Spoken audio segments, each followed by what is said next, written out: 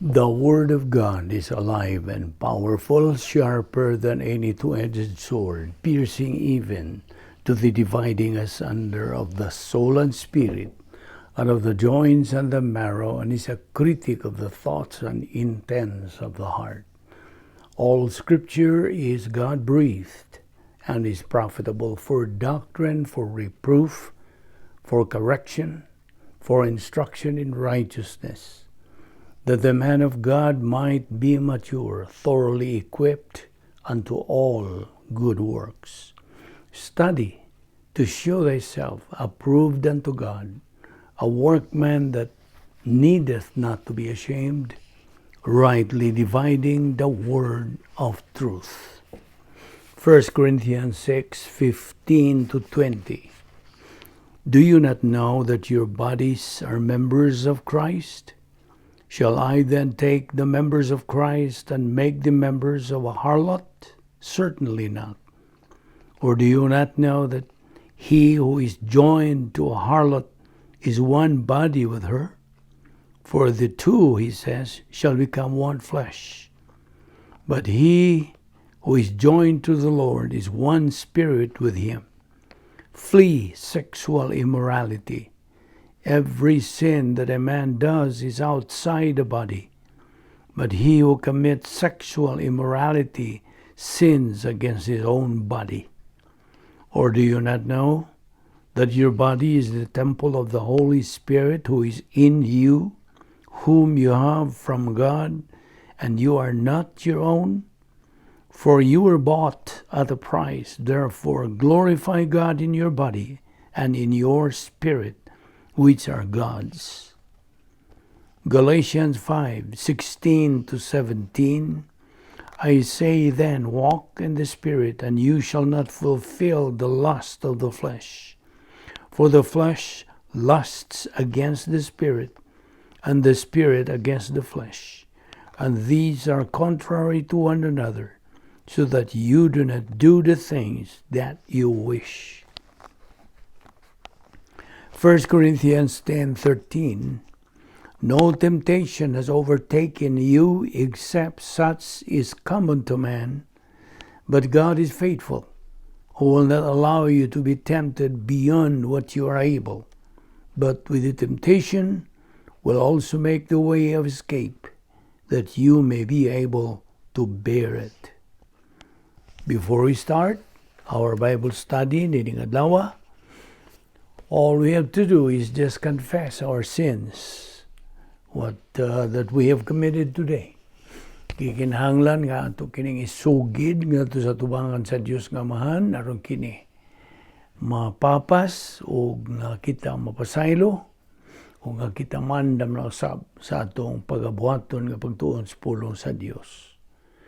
So, let us use now the principle of 1 John 1:9, the rebound technique, nga nag-ingon sa in English, if we confess our sins, God is faithful and just to forgive us our sins and to cleanse us from all unrighteousness. But for you unbeliever, the issue you face is not confession of sins. It is believing on the Lord Jesus Christ as your Lord and Savior. Kay nagamando man, nag-aawhag sa tanan nga ilang gamiton ang first o kun Acts 16:31 nga nagaingon, believe on the Lord Jesus Christ and thou shalt be saved. Musa karon mag-andam ta sa tong kaugalingon, pinagi sa hilom nga pagampo. Let us pray.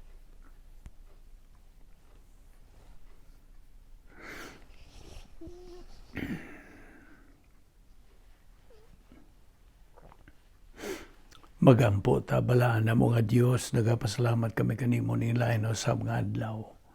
Nga imong gipadangat kanamo o Dios nga buhi kami nining among lawas hangtod karon kini gumikan sa imong grasya, imong kaluoy, imong gugma ug kortesiya.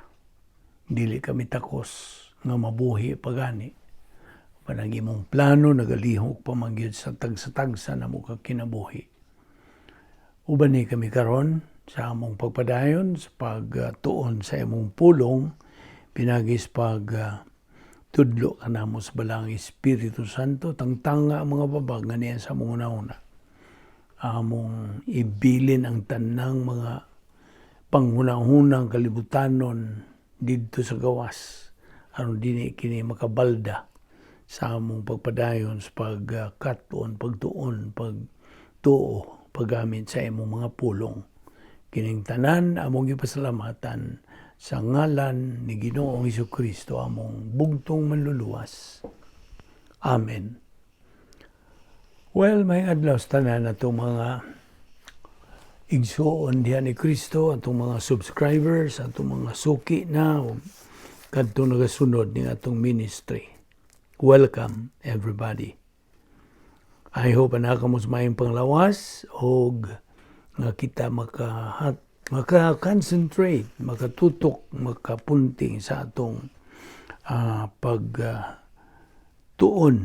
sa pulong sa Dios ning adlaw. Niya pa kita magadupot ni atong tun-anan nga hypostatic union of the Lord Jesus Christ.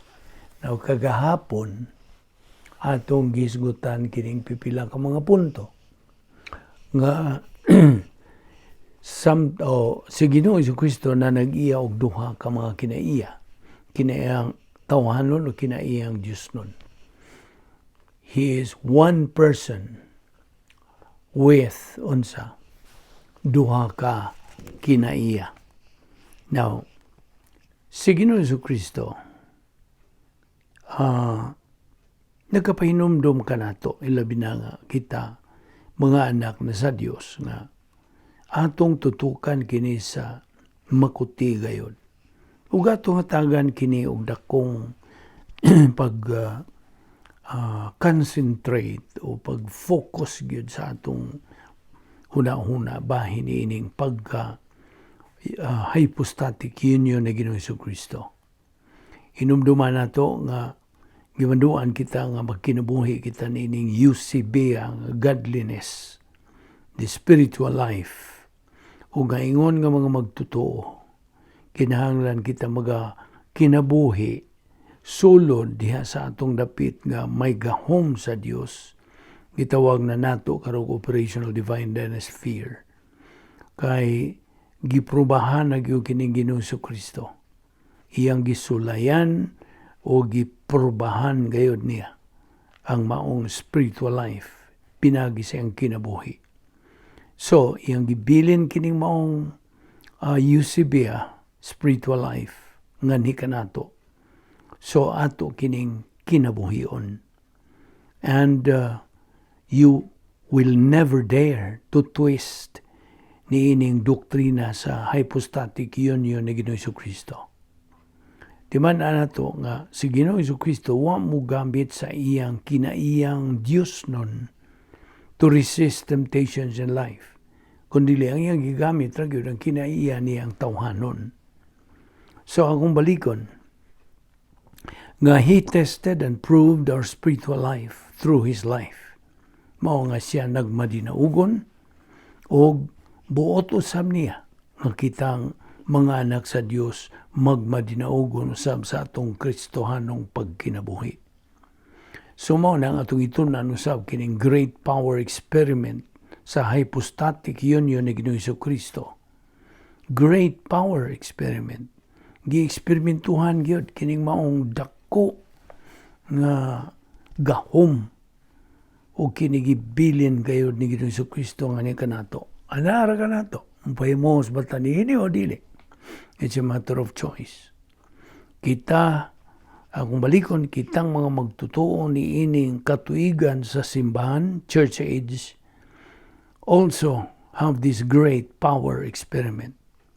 O atong isgutan usab kagahapon, may tungod ini mga milagro nga gihimo ni Ginoong Jesucristo. He performed. Wa niya gamita ang iyang divine nature sa iyang paghimo og mga milagro. Okay, a little correction diha. Ang mga milagro ang gihimo ni Ginoong Kristo, iya katong gihimo dili kay paghatag og alibyo nga maayo niya mo mutuo kadtong mga tao makakita. Dili, ang iyang yung tuyo niadto mao ang pagpakita nga siya ang Mesiyas. Og tanan nga mga milagro gihimo ni Ginoong Kristo. By the way, ako kininghatagag kanang emphasia nga kadtong iyang pagbuhat sa mga milagro, he used his kanang divine nature na. Mao na. Kaya di man mahimo ka na sa tawhanon niya nga kinaiya. All miracles were performed through God's power. Ato ginang timanan. Pinagi sa gahom sa Dios kadtong iyang paghimo niya itong mga milagro. O sa kaso na Ginoong Kristo, duha ka mga tinubdan nagagikan kining maong gahom sa mga milagro. Pinagi sa iyang pagka-Diyos o pinagi sa gahom sa Espiritu Santo. Okay? So, are you clear enough sa pagsabot ni? Timanan yun na to, importante kayo. Sa diha nga si Ginoong Kristo perform various miracles, the purpose was to show and prove nga siya ang Mesiyas. Mao kato ang iyang credential. Mao nga ako kang gingnan nga ang mga milagro karong panahon do not come from God. Nga naman, tungod kayong Biblia lagi is already complete with the Old Testament and the New Testament. Kumplito na ang Biblia. Ikang tuyo God, itong paghimo o milagro ni Ginoong Kristo, mao, kay tungod kay wa pa man lagi mahuman ang Biblia. Nisiyo? So, wa pa man gani Biblia niya itong panahon na, of course. So, mao kato'y pagpakita niya. Aron katong saksi niya itong paghimo niya ang mga milagro, muhunong sila o matinga sila. O sa ilang paghunong, maminaw sila sa isulti ni Ginoong Kristo. O may butyag si Ginoong Kristo nga ako ang Mesiyas nga gipadala. Aron sa pagtuon niya itong mga tawhana mo itong iyang gihimo katong mga milagro, lagi sa pagpakita nga siya ang Mesiyas, ug mao kadto ang iyang credential. So mara akong giingnan ka nga ang mga milagro kanong panahon do not come from God because the Bible is already complete. So again, si Ginoong Kristo is one person with two natures. Okay? So I hope na sil ginadiha sa imong alimpatakan. Usara siya ka persona nga may duha ka mga kinaiya.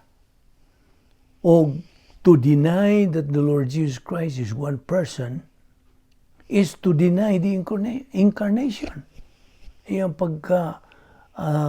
katao, pagkahimugso, pinagi sa Birhen, John 1:14, and the Word was made flesh. Unya, di man that God, the Almighty God, is the Lord Jesus Christ. Of course, the Lord Jesus Christ is the Almighty God, God over all, and the great God, they are ascribed to the Lord Jesus Christ. Gi-ascribe kini ngadto niya. Ug siya ang mabito nag-iyon sa Titus 2:13, looking to the blessed hope. The Lord Jesus Christ is God and man. So, ang pagka-overall God niya and the great God, kini are ascribed ngadto kang Ginoong Kristo. Diha sa Colosas 1:16 ngadto sa 17. 16 nag-ingon, for by Him all things were created that are in heaven and that are on earth. Versikulo 17.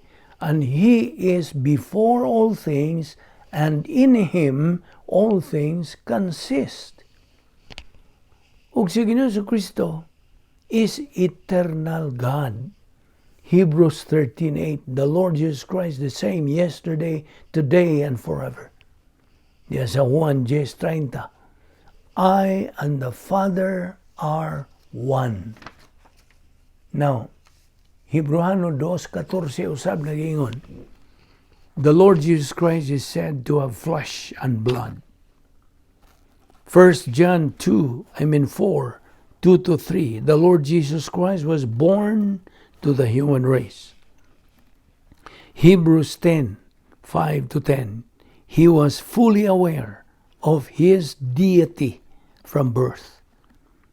Aware gid siya.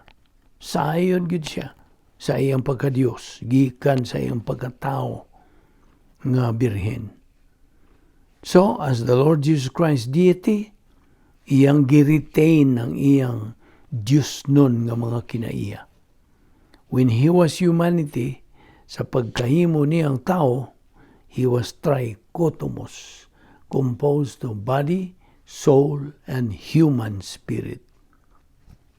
Ang mga tao nga nahimugso ning kalibutan, tanang mga kaliwatan sa tao, patay spiritual, kumika niya itong hitabo nga pagkalaglang sa una na itong ginikanan, si Adan ug ang babae, humaw nga dichotomos na lang sila, nahimo na lang dichotomos, duha, lawas o kalagra.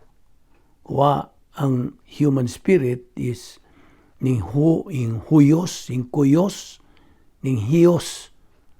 That means not enlivened, not energized, wa mabuhi. You see? Mura lang to natog kahit gumikan niya itong nahitabo lagi sa una itong ginikanan. O kita kay mga kaliwat Manila na duhig na kinantanan o na panunod na to katong ilang unang sala nga panulundon.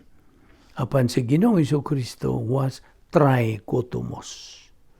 Now sa diha nga ang usa ka tao, usa ka kanang kaliwat sa katawhan, kaliwat sa atong human race, what I mean, kay dichotomos man tang tanan sa mapatamaluwas. Then sa diha nga mohimo siya desisyon sa pagtuo kang Ginoong Jesucristo ngayang manluluwas, nahimo na sad siya nga trichotomos, body, soul, and human spirit. Kaya nabuhay naman po ang human spirit. Diha sa pagtuo niya, pabuhion kadtong iyang human spirit ug mahimo na sab siya nga trichotomos, sama ni Ginoong Jesucristo. Sabot? So, niyatong pagkatao ni Ginoong Jesucristo dinhi sa kalibutan, siya nag-agad lang yun, nagsalig lang yun sa protokol nga plano sa Diyos. Why lain siyang giagad o gisaligan?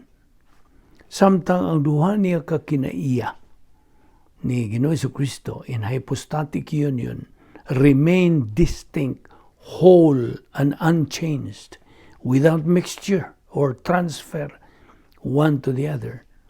Whatever the Bible says about either nature must be attributed to the entire person ni Ginoong Jesucristo. Ang iyang mga kinaiya siyang pagka-Diyos, wa ibalhin ngadto sa iyang tawhanon nga kinaiya or become the attributes of the humanity of Christ. Wala. Wa niya gamita ang iyang pagka-Diyos nga kinaiya to resist temptation. Wala. His spiritual life was in his humanity, not on his deity. Now, unsa may diferensya? Ako na ka man ang gipangutanan nini kagahapon. What is the difference between you and Christ while he was on earth? Unsa may diferensya? Well, diferensya nga si Ginoong Jesucristo did not succumb to temptations. Ngano tungod kay wa siya old sin nature. Wala siya kinayang magkasasala. O gani kanunay siya nga napunan sa Espiritu Santo. Always. He was always filled by God the Holy Spirit. O ani ang bisulti usab sa Hebreano 13:8, he was immutable, the same yesterday, today, and forever. Hebrehanon 2:14, all people have flesh and blood. Si Ginoong Jesucristo miambit sa ilang pagkatawahanon. You see? Now, Lucas 2:52, normal kadto si Ginoong Jesucristo, normal, ordinaryo nga tao. Okay? He was a normal, ordinary person. Si Ginoong Jesucristo miantos usab og kagutom, kauhaw, kasakit, o kamingaw, gunsa. Of course, ang kamingaw, ito lang nang i-set aside, kaya wag yun na. Ang buot pasabot nga, ang iyang pagkatao, sama sa normal, ordinaryo nga tao. Okay? Si Ginoong Jesucristo mihilag sa ako, kang giyon ni mo kagahapon nga, kay na mingaw siya. He missed his close friend nga si Lazaro. He cried because of unbelief of most people in those days. Mo ito gihilakan ni Ginoong Jesucristo. Dili kay gimingaw siya ni Lazaro. Mihilag siya kapag tanaw niya sa mga katauhan. Wag yun sila pagduo. Wala. Si Ginoong Jesucristo na nag-iya og mga titulo sa iyang pagkatao. Among many of his titles. Daghan man siya mga titulo. Tulo ni ini, Son of Man, Son of David, Man of Sorrows, etc. Si Ginoong Jesucristo will be God-man forever. Hangtod na sa kahangturan. Kaya kadtong nakakita usab sa Dios. Sa diha nga kita magasimba sa Dios. Kinahanglan simbahon nato siya pinagi sa Espiritu and in truth sa kamatuoran. John 4:24. Now, the true humanity ni Ginoong Jesucristo was a sin offering.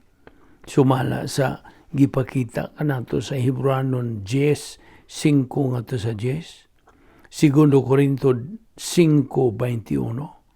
Primero Corinto 11:24. Now, gisgutan usab siya as a priest offering sacrifice sa dihang si Ginoong Jesucristo midawat na sa pag-isip ngadto kaniya sa tanan nga mga personal nga mga salas kalibutan. Mao kadto ang iyang impersonal love for all mankind. Ug sa iyang pagdawat na sa tanan ng mga personal nga mga sala dito sa cross, mo kadto ang iyang personal nga gugma ngadto sa Dios Kamahan. Now, aron nga siya mahimong manduluwas, he had to become man. Ayaw nagkalimti. Kinahanglan maging siya magpagkatao. Diyos siya. Apan kinahanglan siya magpagkatao. Di man nimo malansang ang Diyos dito sa cross. Gusto? Dili. So mo nga nagpagkatao siya. John 8:58, truly, truly I say unto you, before Abraham came to being, I was there.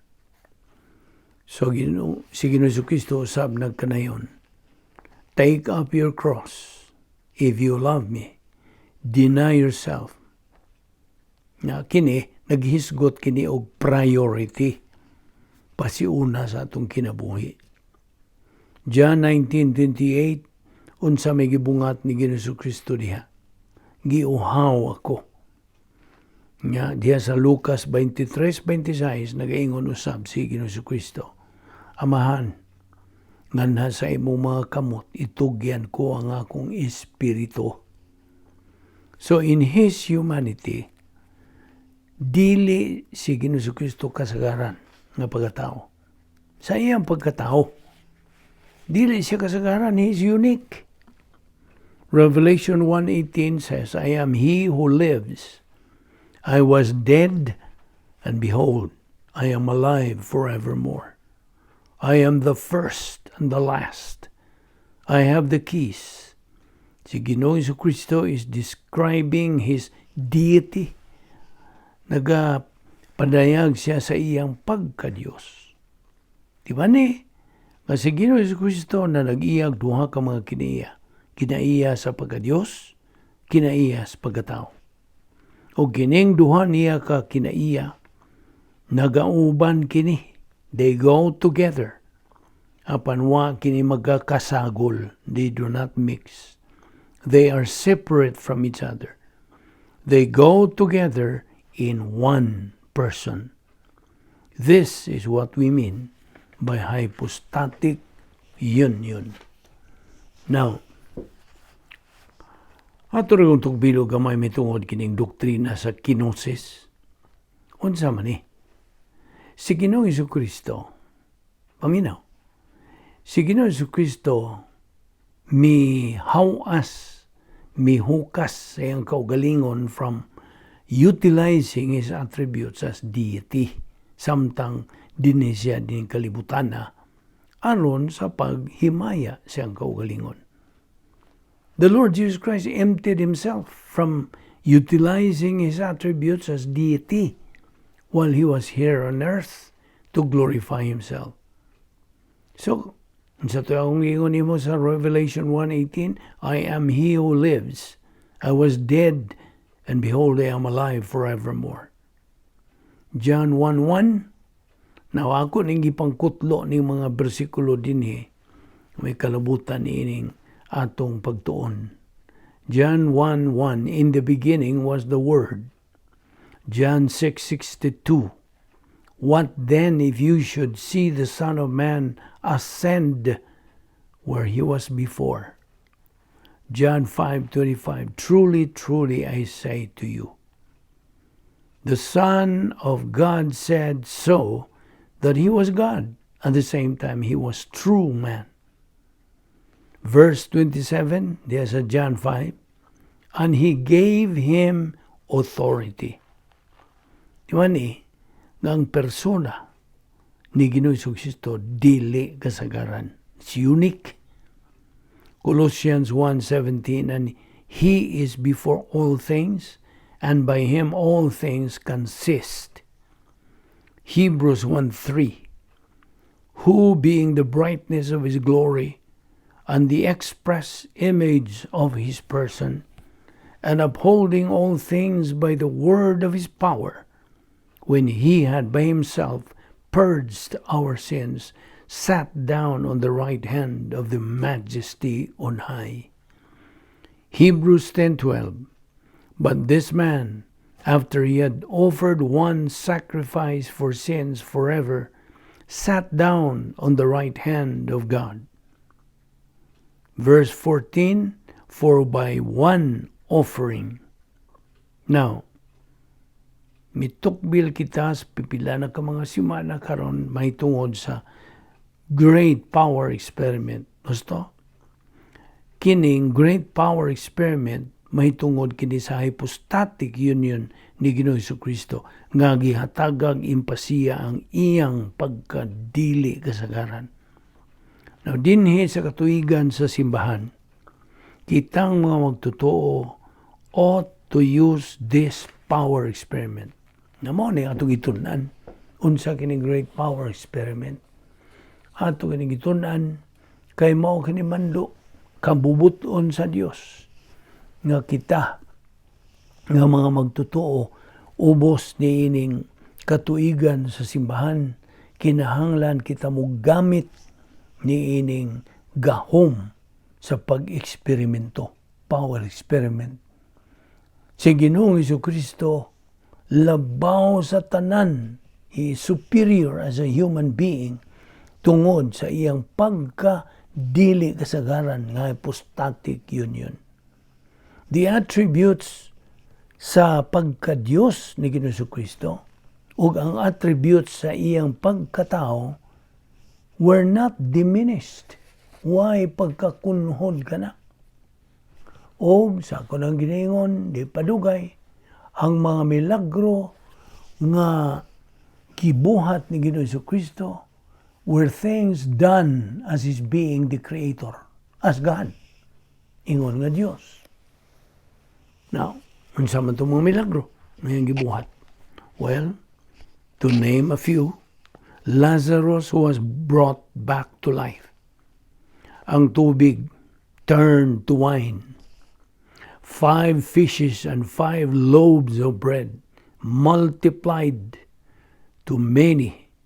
Gimultiply, gipadaghan ni Ginoong Kristo og iyang gipang apod-apod ngadtos kadaghanan to feed thousands of people. Mao lang ito'y pipila lamang sa mga milagro ang gihimo. Romans 10:17, faith cometh by hearing, and hearing by the word of God. Divine essence and human essence never mix together. Diha kang Ginoong Kristo, wa ni magkasagol.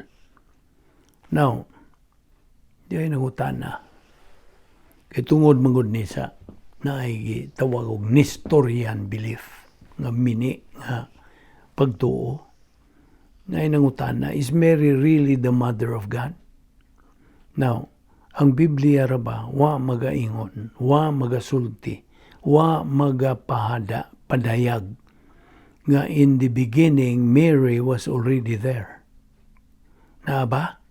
Imo ba nang nabasa sa Biblia? In the beginning, Mary was already there. Etc. Mao ang nigituan sa mga Nestorian, na mao nigiyong Nestorian belief.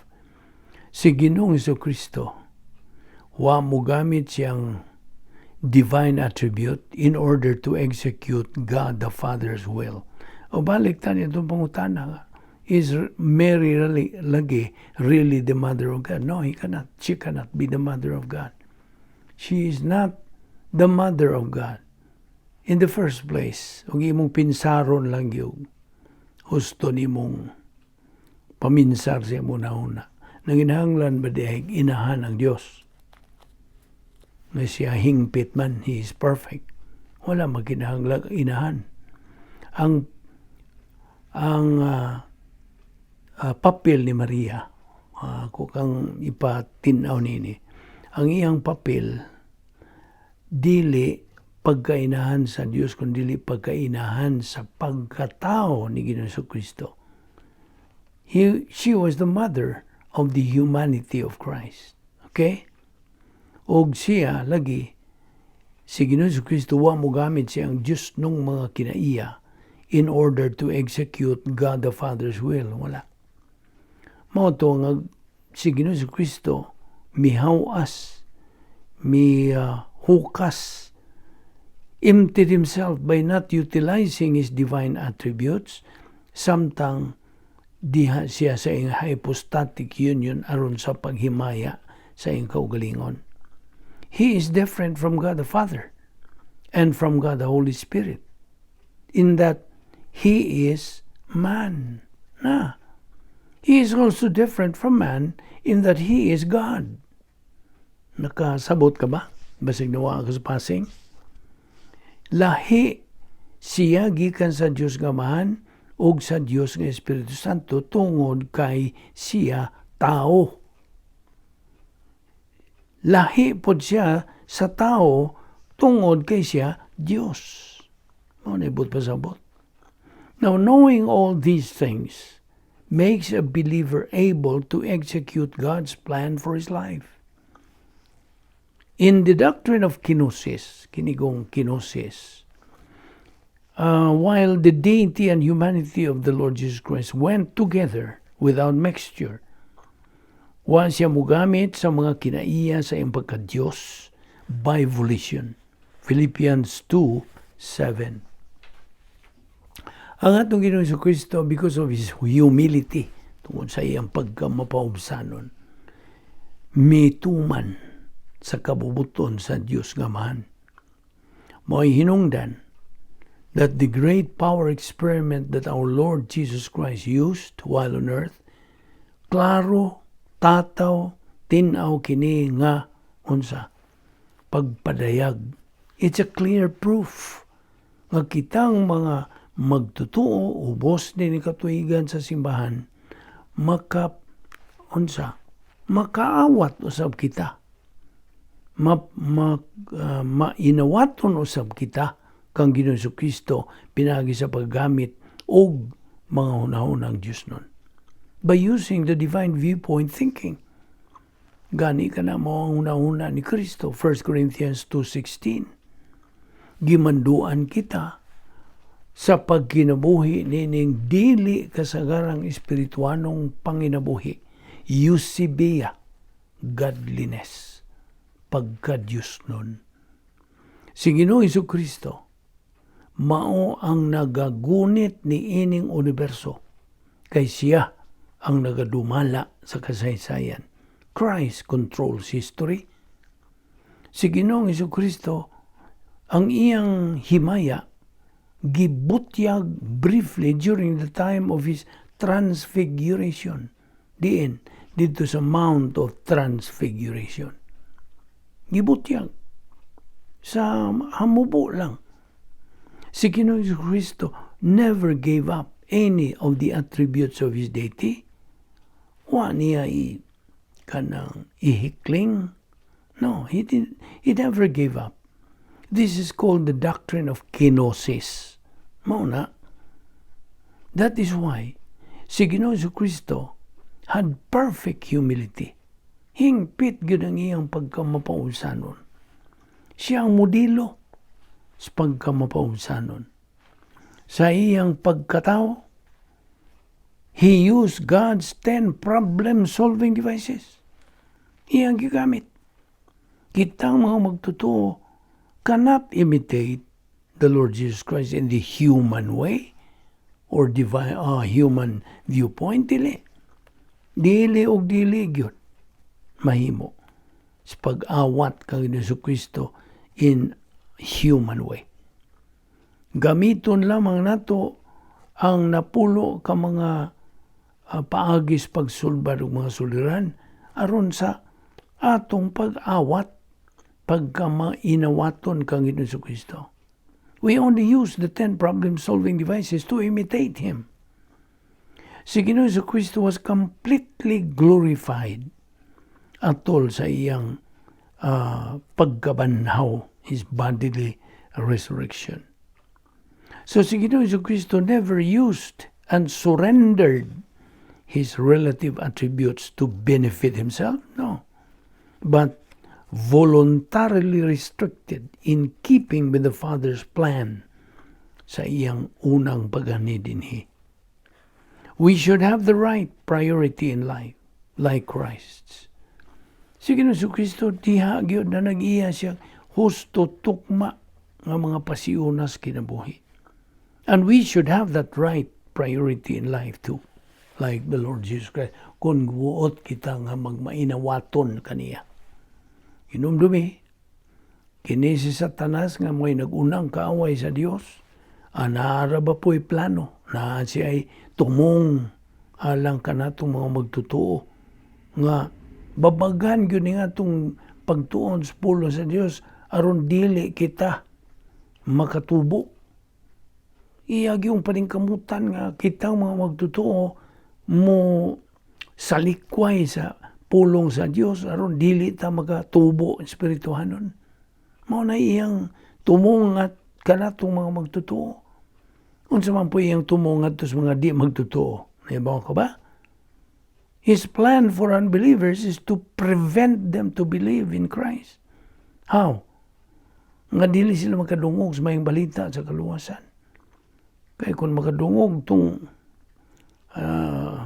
mga tao, labi ng mga positibo, then eventually sila mutuo, mudawat kang Jesucristo. Na di man siya buotan na, magkagot niya yung ngipon niya na. Basta makakita siya na ay mutuo kang Jesucristo. Maluwas. Mao na iyang tumong. Mao ni tumong ni Satanas. So akong balikon, ang tumong ni Satanas, plano ni Satanas, kanatong mga magtutuo, mao nga kita dili makadungog, dili magtuon sa pulo sa Dios. He tries to prevent us. Mangitag siya mga paagi in a very, very subtle way. Pino ra ba ginayang pag kanang palingla ka na to. Pino gyud kayo. Di ka unsa wa kay doktrina, dali ra gyud kang mada. Mao na, you reject Bible doctrine, you reject studying God's Word, wala. Mawa imong gana. So eventually, dili na kamutubo espirituhanon. You become a miserable person like Satan. The most miserable creature kini si Satanas. Mao nang mitungha gining prinsipyo, misery loves company. Mao na. Gusto niyang mong duhig as many believers as he can. Mao na. Di man inahana ay goal na ay tumong kini si Satanas kanatong mga hugtotoo. Paundangon tas pagtuon sa pulo sa Dios. Wadon ang atong gana paghigugma pagtuon sa pulo sa Dios o dili kita mutubo espirituhanon. Yung mahimo kita mga miserable, mga pildiro sa kinabuhi. Mao na. Ug ang iyang goal, iyang plano sa mga di magtotoo nga he prevents them from hearing the gospel aron dili sila motuo kang Hesus Kristo. Kita nimo? Now John 1:14, the word became flesh and dwelt among us.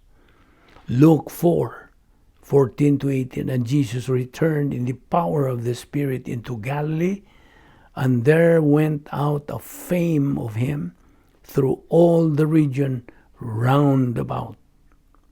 When the Word of God mandates believers to imitate pag mainawaton kang Hesus Kristo, hinumdumi gyud ang doktrina sa kenosis. Hinumdumi. Always remember, si Ginoong Hesus Kristo nagaagad, nagasalig ra gyud sa pulong sa Dios. He depended on God the Father and God the Holy Spirit. John 18:6. Sa diha nga si Hesus Kristo miingon, I am He. He drew back and fell to the ground. Kinsa maning He? Si Judas Iscariote. Pag ingon ni Hesus Kristo, ako mao ako, he drew back and fell to the ground. Now, si Hesus Kristo modelo sa pagkamapaubsanon. He was the model of humility. Now, nirumdum ka sa humiliation sa atong Ginoong Hesus Kristo.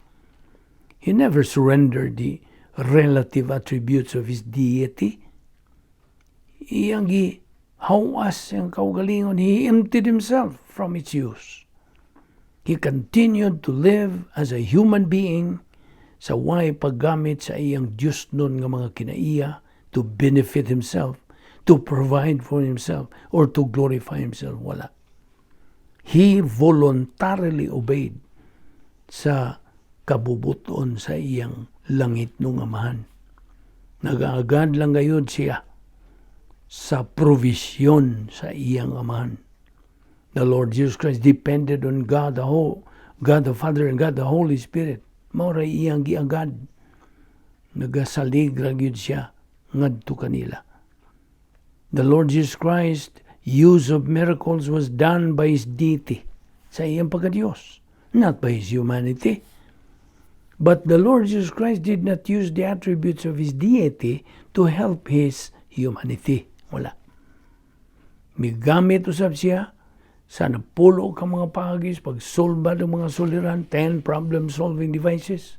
Of course, with the use sa metabolized Bible doctrine nga nagatuyok-tuyok na diha sa iyang panimuot. Circulating now in the stream of his consciousness.